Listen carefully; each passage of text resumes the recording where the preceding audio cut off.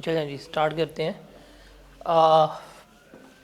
Text का paper Kaif का अगर आप पास करना है ना आप लोगों ने, जो हमारे पास अब टाइम है, अगर हम इसमें देखें तो पहली बात है क्या ये पेपर पास करना पॉसिबल है या नहीं है। अगर हम इस पर सवाल रेज़ करें तो ये वो पेपर है जो आप 6 माह पढ़ के ही पास कर सकते हैं, 4 महीने पढ़ के ही पास हो सकता है, 3 महीने पढ़ के भी, 40 दिन में भी, इवन आप इसको 10 दिन पढ़ के भी पास कर सकते हैं। लेकिन 10 दिन में तो रिस्क होगा। कैफ़ में पूरे जितनी आपकी कैफ़ की सीरीज़ चलेगी, कैफ़ 1 से लेके कैफ़ 8 तक, this is one of the most unique paper जिसमें आपको दोनों पर्सपेक्टिव जो है मिल रहे होते हैं। एक थ्योरेटिकल पर्सपेक्टिव है और दूसरा इसका कौन सा है, न्यूमेरिकल पर्सपेक्टिव है। इस पेपर को स्टार्ट करने से पहले ना आपको सबसे पहले 2 चीज़ों का पता होना चाहिए। नंबर 1 कि इसका सिलेबस क्या है, नंबर 2 इसका पेपर पैटर्न क्या है। बिकॉज़ जबकि नई स्कीम आई है, पेपर पैटर्न्स जो हैं वो सबके चेंज हो गए हुए हैं। अगर आपको इसका पेपर पैटर्न नहीं पता और आप without getting knowing the pattern आप इसकी प्रिपरेशंस करेंगे तो आप फजूल काम कर रहे हैं, बिकॉज़ अब इसकी नेचर जो है वो चेंज हो चुकी है। अगर हम बात करें टेक्स्ट के सिलेबस की तो हमारा सिलेबस जो है बेसिकली उसको ये 4 ग्रिड्स में डिवाइड किया गया है। जो हमारी नई स्कीम है उसके मुताबिक जो नया सिलेबस है उसको 4 ग्रिड्स में डिवाइड किया गया है। जो ग्रिड ए है आपका, बेसिकली इसमें 3 चैप्टर्स आएंगे आई कैप का स्टडी टेक्स्ट के, चैप्टर नंबर 1 2 3, और इसकी वेटेज जो है वो आपको मिलेगी 5 से 10 नंबर की वेटेज जो है मिल रही होगी। मतलब जो हमारी बुक है, हमारी बुक का जो आखिरी सेक्शन डी बनता है उसमें ये बात हो रही होगी, और इसके चैप्टर नंबर 21 से लेकर 24 तक के चैप्टर्स जो है वो इसमें आते हैं। इसकी वेटेज जो है वो 5 से 10 नंबर की है इस पूरे ग्रिड की। फिर ये जो पूरा ग्रिड है ना आपका, ग्रिड बी और C, that is about the income tax, that is about the income tax. ये इनकम टैक्स के बारे में है। लेकिन अब इस इनकम टैक्स को भी हमने 2 एरियाज़ में डिवाइड किया हुआ है। एक है इनकम टैक्स की चार्जेबिलिटी,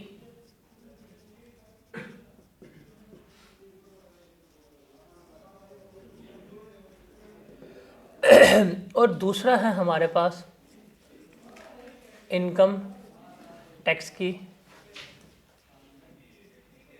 कंप्लायंस। ये जो कंप्लायंस का वर्ड इसने ऐड किया है, इसकी वजह से इस सब्जेक्ट का नाम भी क्या कर दिया गया है, चेंज कर दिया गया है, taxation and principle and compliance रखा गया है। बिकॉज इस ग्रिड की वजह से इसकी वेटेज जो है वो 10 से 15 मार्क्स की है, और इसमें हमारे 3 चैप्टर्स जो हैं वो आ रहे होंगे। हमारी बुक का चैप्टर नंबर 15, 16, 17 बनता है, वो इसमें आएगा, जिसमें हम बेसिकली देख रहे होंगे कि रिटर्न्स क्या होती है, असेसमेंट क्या होती है, अपील्स क्या होती है। ये डिफाइंड एरिया उसने कर दिया हुआ है।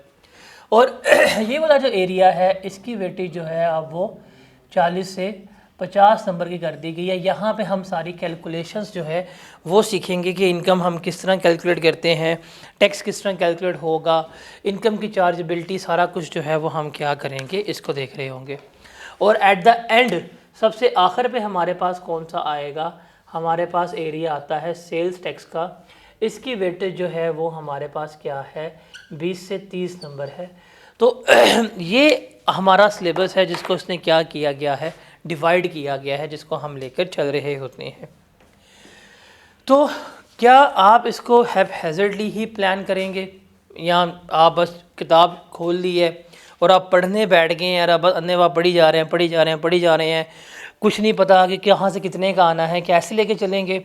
अगर आपकी ये अप्रोच है ना जिसमें आप प्लान्ड नहीं हैं, आप रैंडमली काम कर रहे हैं, आप हैज़र्डली काम कर रहे हैं, आपके चांसेस आप पेपर क्लियर नहीं कर पाएंगे। बिकॉज़ आपको पता होना चाहिए कि अब कौन से एरियाज़ में से कितने नंबर के आपको पेपर टेस्ट होना ही होना है। जैसे हम अपनी बुक की बात करते हैं, जो लास्ट हमारा सेक्शन आता है बुक का, सेक्शन नंबर डी, ये वाला, जिस पे चैप्टर नंबर 22, 23, 24 और 25 है, ये बेसिकली हमारा कौन सा है, ये हमारा ग्रेड ए बनता है। इसमें से आपको 5 से 10 नंबर का पेपर आना ही आना है। अब जब वो ग्रिड की बात करता है तो इसका मतलब वो कभी भी ये नहीं हो सकता कि वो ग्रिड अपना प्रॉपर पेपर में 4 को कर दे, वो लाजमी पूछेगा मिनिमम 5, मैक्सिमम कितना नंबर का आएगा, 10 नंबर का आएगा, लेकिन 8 नंबर तक का ऑन एवरेज इसमें से पूछ रहा होता है। फिर जो हमारा ग्रिड डी है, डैट इज़ सेल्स टैक्स, वो हमारी बुक का सेक्शन नंबर सी आ रहा है। चैप्टर नंबर 18 से लेके 21 तक ये 4 चैप्टर हमारे इसमें आ रहे हैं, जिसमें हम देखेंगे कि क्या है, किस तरह से हम इनको लेके चल रहे होते हैं। 20 से 30 नंबर का ऑन एवरेज जो है इसमें से कितने मार्क्स का आएगा, 28 नंबर का आएगा। फिर जो ये ग्रिड सी है हमारा इनकम टैक्स कंप्लायंस का, ये हमारे 3 चैप्टर हैं, return and wealth statement, assessment और अपील्स। पहले ये सेपरेट ग्रिड नहीं था, जब ओल्ड स्कीम थी, ओल्ड सिलेबस था, उसमें भी चैप्टर मौजूद थे, लेकिन ये ऐसे स्पेसिफाइड ग्रिड के तौर के ऊपर मौजूद जो है वो नहीं थे, जिसकी वजह से बच्चे क्या होते थे, यार ये चैप्टर छोड़ देते हैं, ये चैप्टर नहीं करते, इसमें से आएगा नहीं आएगा, आई कैप माइट भी पूछे माइट भी ना पूछे, वो होता भी ये था। देर आर फ्यू अटैम्प्ट्स जिसमें से उसने इन चैप्टर्स में से बस 4 नंबर का सवाल पूछा होगा, पूछता ही नहीं था, बच्चे भी तुक्का मारते थे, छोड़ दिया नहीं छोड़ा। लेकिन अब चूंकि उसने इसको ग्रिड की फॉर्म में लिया है, अब इससे वो लाजमी क्या पेपर आपका पूछेगा, अब वो इसको छोड़ेगा नहीं, अब ये 100% आपको उसने क्या करना है, पेपर में पूछना ही पूछना। देखो 3 चैप्टर है ये, सिर्फ ये 3 चैप्टर हैं, सिर्फ कहने की हद तक है, लेकिन इसमें से 10 से 15 नंबर का पेपर आपको टेस्ट होना है। और सबसे बड़ा हमारा एरिया आता है जो हमारा ग्रेड बी है, कि इनकम टैक्स की चार्जेबिलिटी का जो 40 से 50 नंबर का है, उसमें हमारे क्या है 14 चैप्टर्स जो हैं जो हमने डिवाइड किए होंगे। तो अब चूंकि ग्रिड हमारा ये है, तो सिलेबस की डिवीज़न भी हमारे कुछ इस तरह से है, तो अब आप किसी भी चैप्टर को टेकन फॉर ग्रांटेड नहीं ले सकते कि जी इसको मैं कम कर लूँगा, इसको मैं ज़्यादा कर लूँगा, इसको मैं करता हूँ, इसको मैं नहीं करता। ये सारी आपको क्या करनी पड़ेगी, अब चीज़ें ख़त्म करनी पड़ेंगी। क्यों? बिकॉज आपका सिलेबस जो है वो तो ये है, लेकिन एग्ज़ाम पैटर्न जो है वो आपका चेंज हो गया हुआ है। टैक्स का एग्ज़ाम पैटर्न आपका लिए अब टोटली जो है वो क्या है, वो नया है। तो जब इस पैटर्न के ऊपर आते हैं और अपने सिलेबस के ऊपर आते हैं, अब आपके पास ये मार्जिन ही नहीं है, आपके पास ये रूम ही नहीं है कि आप कोई भी चीज़ सिलेक्टिव स्टडी कर सकें। देखें, आपको 2 सेक्शंस मिलेंगे, सेक्शन नंबर ए और section number B. Section number A जो है ये शॉर्ट क्वेश्चंस का है, मतलब इसमें मैक्सिमम जो सवाल आएगा 10 नंबर का सवाल आएंगे। और सेक्शन नंबर बी जो है वो लॉन्ग क्वेश्चंस का है, उसमें आपको सवाल आएंगे मोर देन 15 मार्क्स के क्वेश्चन आएंगे। अब सेक्शन नंबर ए की बात करें तो इसमें सबसे पहले आपको मिलेंगे एमसीक्यूज़। पहले एमसीक्यूज़ नहीं होते थे, अब एमसीक्यूज़ आ गए हुए हैं, तो आपको एमसीक्यूज़ मिलेंगे। अब चूँकि एमसीक्यूज़ आ गए हैं, अब वो किसी भी चीज़ के एमसीक्यूज़ पूछ सकते हैं। एमसीक्यूज़ वो किसी भी चैप्टर्स में से किसी भी चीज़ का पूछ सकता है, तो इसका मतलब अब सिलेक्टिव स्टडी नहीं हो सकती। सीए में जो सबसे बड़ी रीज़न ऑफ फेलियर है ना, वो सिलेक्टिव स्टडी है।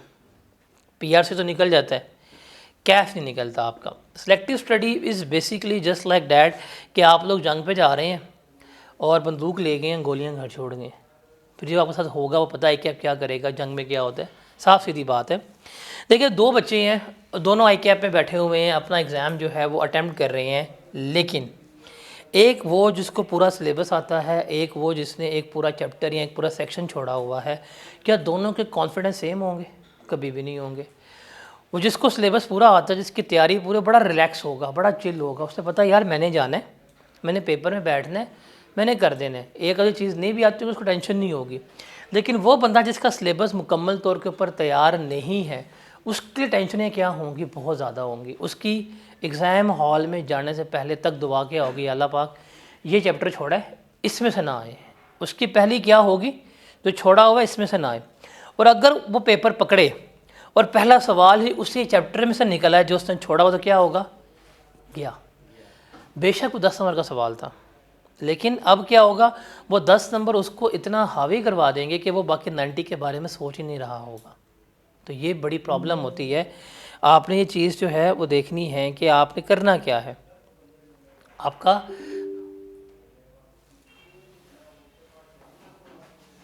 पैटर्न जो है वो आपने सिलेक्टिव स्टडी जो है वो बिल्कुल भी नहीं करनी। आप जब भी सिलेक्टिव स्टडी करेंगे आपका पेपर जो है वो क्या होगा, उड़ेगा ही उड़ेगा। देखें आपके पासिंग मार्क्स जो है ना वो बड़े बड़े ईजी, बड़े डिफाइंड है कि क्या है, आपको 50% जो है वो पासिंग मार्क्स चाहिए, ये तो हमने पढ़ा हुआ है। एक वो ज़माना था जब हम मैट्रिक में होते थे, इंटरमीडिएट में होते थे, तो ये चेहरे जो हैं 90% लेके आते थे, 95%, 96%, 97%। मैं अपने घर में देख रहा था तो मेरी अम्मी ने ना लाइक लाउंज में ना मेरी शील्ड्स लगाई हुई हैं मैट्रिक की ना, मैट्रिक तक की शील्ड्स मुझे मिली हुई हैं, तो उसमें क्लास 8 का रिजल्ट लिखा हुआ 98.7%। मैं कही मैं था, इतने इकट्ठे वो भी नंबर मेरे 98.7% रिजल्ट है, फर्स्ट पोजीशन की शील्ड लगी हुई है। और अब पेपर होता है 100 नंबर का, या अल्लाह पाक 50 आ जाए, 50 आ जाए, 50 भी नहीं आते, कितने आ रहे होते हैं, 32-33 आ रहे होते हैं। तो ये 32-33 के लिए भी हम जो है 6-6 माह एफर्ट कर रहे होते हैं। तो कहानी सिंपल किसकी है, 50% की है। मतलब अगर आपका पेपर जो है 100 मार्क्स का है, आपको आई कैप ने कह दिया हुआ है कि आप 50 मार्क्स की गलतियां कर सकते हैं, अफोर्डेबल है। तो वो बच्चा जिसने 100 मार्क्स का पेपर अटेम्प्ट किया है, अगर उसका आधा पेपर ख़राब गया है फिर तो ठीक है, फिर तो पास हो जाएगा। लेकिन एक बच्चा जिसने पेपर ही 90 मार्क्स का अटेम्प्ट किया, वो भाई साहब जो सिलेक्टिव स्टडी वाले थे, अगर इसका 50% ठीक हो तो कितने बनते हैं, 45 बनते हैं। तो जब आपका सिलेबस सही तैयार नहीं होगा, जब आपकी तैयारी मुकम्मल नहीं होगी, तो आपने एक चीज़ हमेशा याद रखनी है कि आपके मार्जिन ऑफ फेलियर जो है वो बढ़ता जाएगा, ये क्लियर है। तो सिलेक्टिव स्टडी आपने कभी भी नहीं करनी सीए में। अभी चूँकि आप नए नए सी आए हैं ना कैफ में, तो अभी आपके पास ना कोई ऐसा सीनियर्स नहीं है। वो कहते हैं ना S for senior, S for snake, सांप होते हैं। अभी वो आपको मिसगाइड करेंगे, अभी आपको आगे ना बड़े इन्वेस्टर्स जो हैं वो मिलेंगे, अपनी अपनी कमीशनों के पीछे आपको गाइड करेंगे। वो फिर वो चांद तारों वाला ग्रुप भी होगा फेसबुक का, जहाँ पे आपको एनोनिमस पार्टिसिपेंट बन के वो लोग भी मशवरे दे रहे होंगे जिनकी क्यूएम की 5-5 अटेम्प्ट लगी हुई हैं। वो भी आप कैफ के बारे में क्या कर रहे होंगे, गाइड कर रहे होंगे कि ये टेक्स्ट का पेपर में आप कभी जाके पूछेगा पिन जी ये कर लें, वो कर लें, ये छोड़ दें, वो छोड़ दें। ऐसे आपने किसी की भी बात नहीं माननी। आपको आपकी स्टडीज़ में कोई बंदा ऐसा मिले जो आपको मशवरा दे ना, यार ये चैप्टर छोड़ दो, कभी ज़िंदगी में नहीं आया, तुम उस बंदे को छोड़ दो। क्यों? वो आपको पक्का पक्का कहाँ लेके जा रहा है, इस रास्ते में 45 वाले में। बिकॉज अब आपके सिलेबस और एग्ज़ाम पैटर्न्स टोटली चेंज हो गए हैं। तो हम देखेंगे कि टेक्स्ट में सेक्शन नंबर ए में शॉर्ट क्वेश्चन आ रहे हैं, मिनिमम 60 से 70 मार्क्स तक के आने ही आने हैं। ये आपका पहला सवाल है किसका होना है, एमसीक्यूज़ का होना है। जहाँ पे आपके एमसीक्यूज़ इन्वॉल्व हो गए हैं वहाँ पे आप कोई भी चीज़ जो है वो छोड़ ही नहीं सकते, दैट इज़ वेरी क्लियर। अब एमसीक्यूज़ में भी कुछ थ्योरेटिकल बेस एमसीक्यूज़ मिलेंगे, कुछ शॉर्ट कैलकुलेशंस मिलेंगे, जैसे ये एमसीक्यूज़ नंबर 5 है, ये कैलकुलेशन बेस्ड एमसीक्यूज़ है। एमसीक्यूज़ नंबर 7 है, ये स्ट्रेट फॉरवर्ड है। तो 10 नंबर के आपको क्या मिलेंगे, एमसीक्यूज़ मिलेंगे, जो क्वेश्चन नंबर 1 होगा आपका। उसके बाद आपको शॉर्ट क्वेश्चंस मिलेंगे, शॉर्ट कैलकुलेशन, जैसे ये 12 नंबर का सवाल एक आ रहा है, फिर अगला सवाल जो है वो 7 नंबर का आ रहा है, फिर देखें 4 नंबर के 2 सवाल आ गए हैं। अब ये जो सवाल है 8 नंबर क्वेश्चन नंबर 3 में, ये इस ग्रेड में से आए हैं, that is grade number C. अब वो कंफर्म पूछेगा, मिनिमम 10 मैक्सिमम 15 नंबर के पूछ रहा होगा। फिर अगला सवाल 9 नंबर का है, फिर 10 नंबर का सवाल है, फिर 6 नंबर का सवाल है एंड 3 नंबर का सवाल है। तो इस तरह से आप देखेंगे कि पहला जो सेक्शन है आपका, उसमें मोस्टली जो क्वेश्चंस हैं वो कौन से हैं, आपके शॉर्ट क्वेश्चंस हैं। कौन से हैं, शॉर्ट क्वेश्चंस हैं। ये ग्रेड आपका पेपर पास भी कराएगा, यही ग्रेड आपका पेपर फेल भी करवाएगा। 60-70 नंबर का एरिया, इस 60 से 70 नंबर के एरिया में से आपका जो टारगेट होना चाहिए कि 50% इसमें से सिक्योर करना है। अगर 70 नंबर का ये एरिया आया है तो आपने 35 नंबर मिनिमम इसमें से सिक्योर करने हैं। अभी एमसीक्यूज़ आए ना बीच में, तो बच्चों को लग रहा है एमसीक्यूज़ में से मार्क्स सिक्योर करना बड़ा आसान है, लेकिन ऐसा नहीं होता। एमसीक्यूज़ में लग समझ आती है, लेकिन ये वो एरिया है जिस पे आपको क्या करना पड़ेगा, आपको थोड़ी सी एफर्ट करनी पड़ेगी। 70 में से 35 नंबर मिनिमम आपने इस एरिया में से निकालने ही निकालने हैं। ये चीज़ आपने याद रखनी है, बेंच मार्क है ये। बाकी आपके पास फिर दूसरा एरिया सेक्शन नंबर बी, ये है लॉन्ग क्वेश्चंस का। 2 सवाल आएंगे, 3 हो सकते हैं लेकिन 2 ही आएंगे। एक सवाल आएगा आपको इनकम टैक्स में से 20 नंबर का, एक आपको आएगा न्यूमेरिकल सेल्स टैक्स में से, और ये बिजनेस का न्यूमेरिकल पूछा रहेगा, जैसे ये 19 नंबर का है। अगला सेल टैक्स का न्यूमेरिकल कितने का है, डैट इज़ 16 नंबर का है। तो ये जो एरिया है जो इस वक्त यहाँ पे 35 नंबर का बन रहा है, इसमें से भी अगर आप हाफ नंबर निकाल जाते हैं आपका पेपर पास हो जाएगा।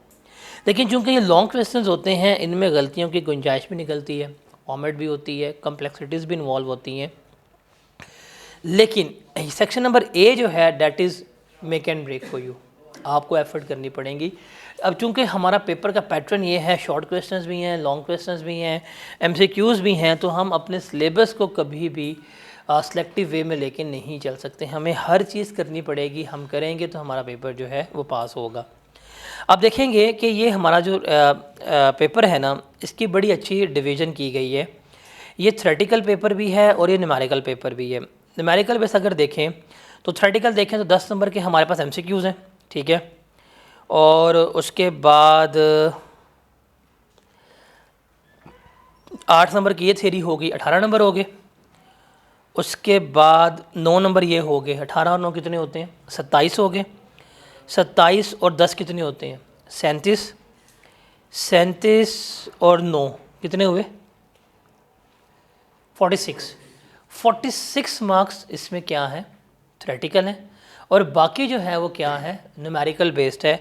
तो आपने अब ये भी याद रखना है कि टेक्स्ट का पेपर जो है, याद रखिएगा ये 50-50 है, क्योंकि जब इसके नाम में कंप्लाइंस ऐड हुआ तो इसलिए अब इसकी थ्योरी की जो रेशो है वो बढ़ गई है।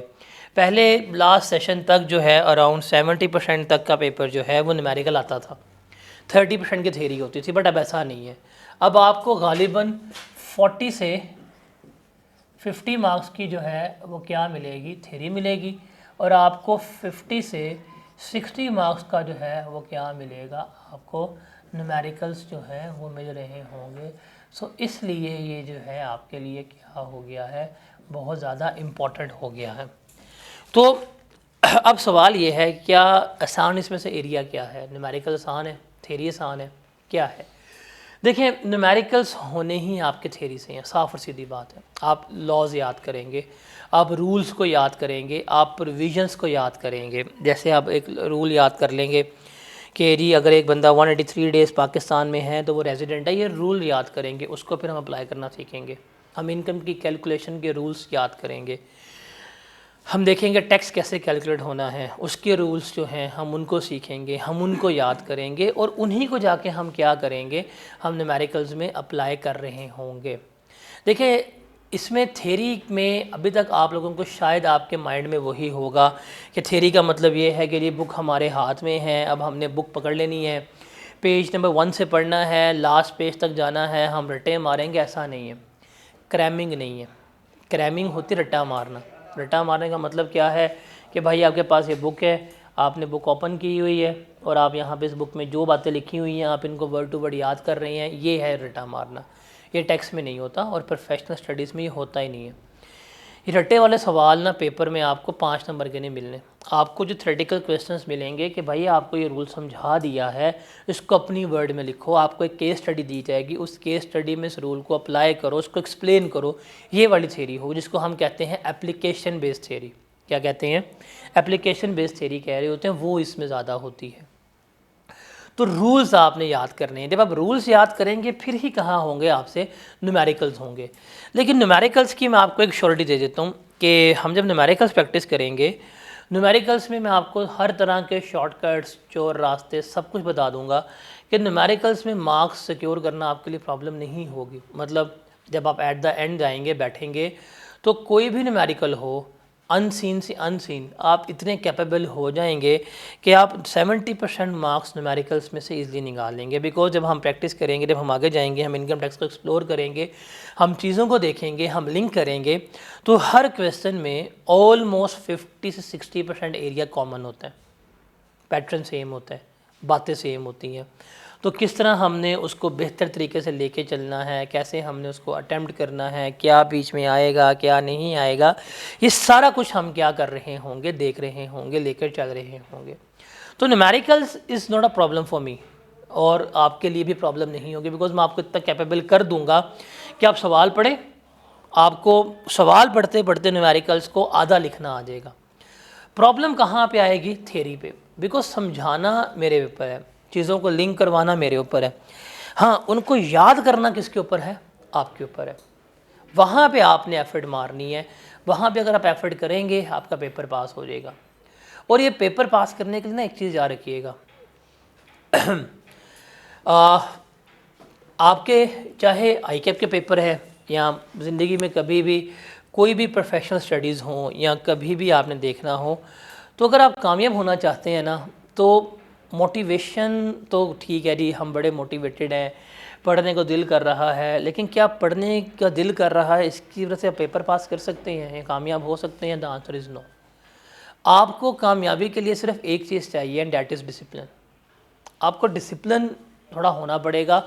मोटिवेशन तो है वो आने जाने वाली चीज़ है, सर्दियों में ख़ास तौर पर आती नहीं है मोटिवेशन, ठंड लग रही होती है चली गई मोटिवेशन, लेकिन डिसिप्लिन होंगे ना आप कामयाब हैं। What is the meaning of discipline? Discipline का मतलब है कि आपने फ़ैसला कर लिया है कि मैंने रोज़ पढ़ना ही पढ़ना है। आपने टाइम बना लिया कि रोज़ मैंने शाम 7 से लेकर रात 9 तक पढ़ना है टेक्स्ट बैठ के, आंधी है, तूफ़ान है, ठंड है, बर्फ़बारी है, जो मर्ज़ी हो जाए, किसी की शादी है, कोई ड्रामा लगाया हुआ है, वर्ल्ड कप का मैच चल रहा है, बाबर आज़म ने 30 के अंदर डबल 100 मार दिया है, छोड़ दो। क्यों? 7 बजे आप क्या कर रहे हो? टेक्स्ट कर रहे हो। अगर ये आपकी रूटीन है, आपने अपने आप को इतना डिसिप्लिन कर लिया हुआ है, आप कामयाब हो जाएंगे। बिकॉज अगर आप डिसिप्लिन हैं, आप मोटिवेटेड हैं, साफ और सीधी बात है, that is a clear thing.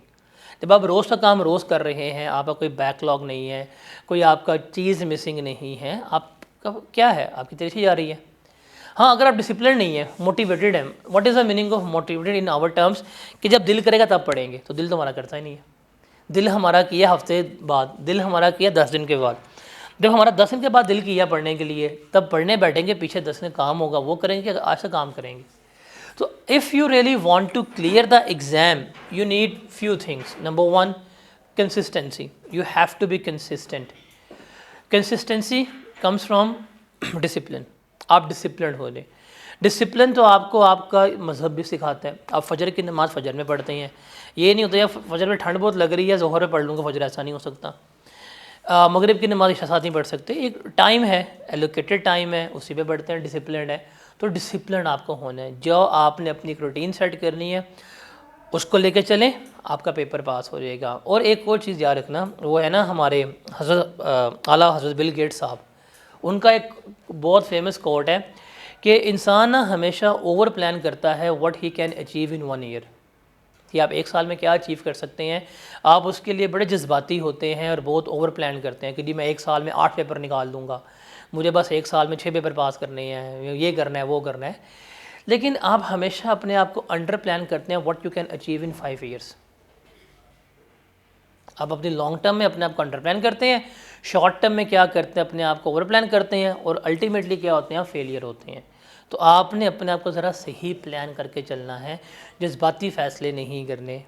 आप ग्राउंड रियलिटीज़ पे देखें, आप ग्राउंड रियलिटीज़ को लेके चलें, आप अपने आप को देखें, अपनी स्ट्रेंथ को देखें, अपनी वीकनेसेस को देखें, फिर ही फ़ैसले करेंगे तो आपके लिए क्या होगी? आसानियाँ रहेंगी। जज्बाती फ़ैसले कभी भी नहीं करने आपने। एक आपके सामने 1 साल है, एक आपके सामने 5 साल है, तो किसका सोचना चाहिए? 5 सालों का, कि what you can achieve in 5 years. उसमें आप बहुत एफर्ट कर सकते हैं। What you can achieve in 1 year, उसको देखें ना। हम 1 साल में इतने जज्बाती हो जाते हैं कि अगले 5 साल में क्या कर देते हैं? हम ठुकवा देते हैं। तो ये चीज़ आपने क्या करनी है? लेके चलनी है। सो ये छोटी मोटी बातें आपने याद रखनी है। अब चूँकि हमने स्टार्ट करना है, हम स्टार्ट करेंगे अपना सेक्शन नंबर ए से, एंड आई गेस कल ही करेंगे। कल मैं टाइम पे आऊँगा इंशाल्लाह। यार देखें, टाइम पे आने का मतलब होता है कि आप किस टाइम पे आ रहे हैं। अगर मैं इस टाइम पे रोज़ रेगुलर आया तो मैं कंसिस्टेंट हूँ ना, है कि नहीं? देखें, एक टाइम है आपका आने वाला, एक टाइम है मेरा आने वाला। तो अगर मैं अपने टाइम पे रेगुलर उसी टाइम पे आ रहा हूँ तो वो क्या होगा? मैं कंसिस्टेंट नहीं होऊंगा। तो मैं पंक्चुअल भी हुआ, मैं कंसिस्टेंट बनेगी, मैं कल टाइम पे आऊँगा। मुझे सुबह डॉक्टर के पास जाना था, तो वहाँ से होके इसलिए आया हूँ। ऊपर से घंटे की गाड़ी चला रहा हूँ, ये इधर से उठ के मैंने आना था, वलेंशिया से उठ के, ख़त्म सफ़र नहीं हो रहा होता। 18 किलोमीटर 1 घंटे में हुए, हिसाब लगाने आप लोग। एनीवेज, तो हम इनकम टैक्स को स्टार्ट करेंगे, और बुक्स आप सबके पास है। तो दोबारा हम फिर at the end of January जो है वो हम सेल्स टैक्स पे जाएंगे, लेकिन अब हमारी कहानी जो है वो सारी चलेगी किसके ऊपर, इनकम टैक्स पे चलेगी। आपके साथ एक चीज़ याद रखिएगा कि every Monday is your test day, every Monday is your test day. हमारे टीए भाई जो है ना उनको डिमेंशिया है, शॉर्ट टर्म मेमोरी लॉस है उनको, वो गजनी है, वो हर 15 मिनट्स के बाद भूलता था, ये हर 7.5 मिनट के बाद ना बात भूल जाता है। तो every Monday is the test day. हमने जो एक वीक में पढ़ा हफ्ते तक, उसका मंडे का क्या होगा, अल्टीमेटली टेस्ट होगा, ये अंडरस्टूड है, अनाउंस करने की भी ज़रूरत नहीं है। अब टेस्ट आपने ना दिया तो आप देनदार हैं, अगर वो टेस्ट भूल गया तो वो कौन है आपका फिर देनदार है, आप उसको पकड़ लीजिएगा, जो मर्ज़ी करें, लूटने लूट लें, पैसे लेने उसे पैसे लें, ये आपके ऊपर है। डन हो गया। तो लेकिन अब हमारे सैटरडे सारे ऑन हैं, सैटरडेज़ हमारे ऑन होंगे ताकि हम इसको टाइमली बेसिस के ऊपर कंप्लीट करें। और ठीक है, हो जाएगा आराम से, इंशाल्लाह मैं टाइम पे आऊँगा कल।